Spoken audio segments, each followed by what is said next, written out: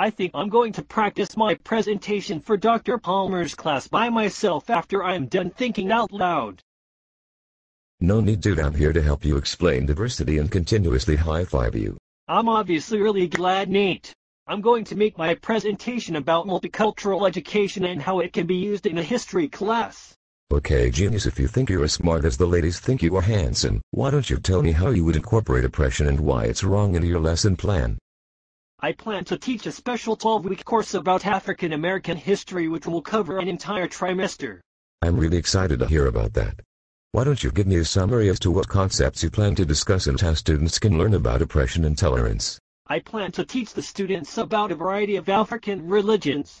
I plan to have them break into groups by African regions and have them present about religions of their region. What a great way to introduce African American history. By tracing its roots to African religions, the students will get to know American history from a deeper perspective. It's called being culturally responsive, and I learned it from Dr. Palmer. It means that you incorporate cooperative learning exercises into your lesson. Next, I plan to cover a 2-week unit on the slave trade, but I want to focus mainly on how slaves were treated. I can't totally teach about how oppression is wrong there. You said it. I'm sure you can talk about how slavery was a major issue in the Civil War and with Lincoln's Emancipation Proclamation. That's totally right. I think I'm going to have students present a poster board, paper, song, or poem about slavery and why it was oppressive. Are you going to talk about post-Lincoln America and into the early 1900s after that? You're right. I plan to teach about things like Jim Crow laws and how they furthered the oppression of African Americans.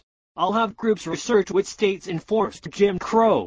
Dude, I'm already super geeked about this class and my focus is in earth science. I can tell you're going to be a great teacher, but tell me what you're going to cover after that. I'm going to cover how many African Americans volunteered in the Spanish Revolution and the roles of African Americans in World War I. Those both sound like really interesting topics. Or are you going to have as a group assignment? What about having the groups create a museum exhibit? Wow, I think you're really onto something there, Nate.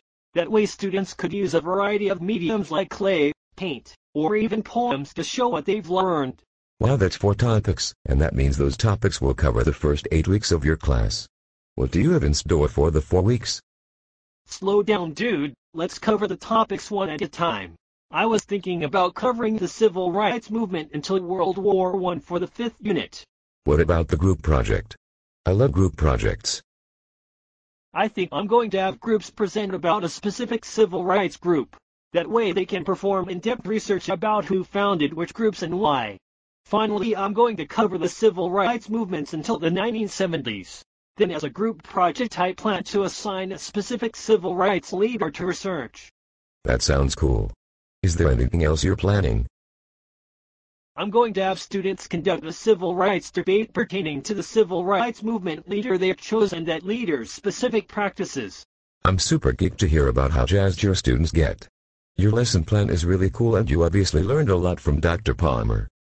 Dude, I'm all about multicultural education, and I learned a lot about how to incorporate it. I mean, if you think about it, Dr. Palmer pretty much wrote the book on being awesome. I totally incorporated a lot of culturally responsive teaching into my lesson plan, and I think it will create a homogeneous class. You sure will. Plus, with all of the options you're giving students, you totally empower students to create projects. Obviously, you'll still have tests, but your class will have fun. That was always the plan. Now all that's left for us to do is plead for a good grade from our outstanding professor Dr. Palmer and our super attractive and brilliant classmates.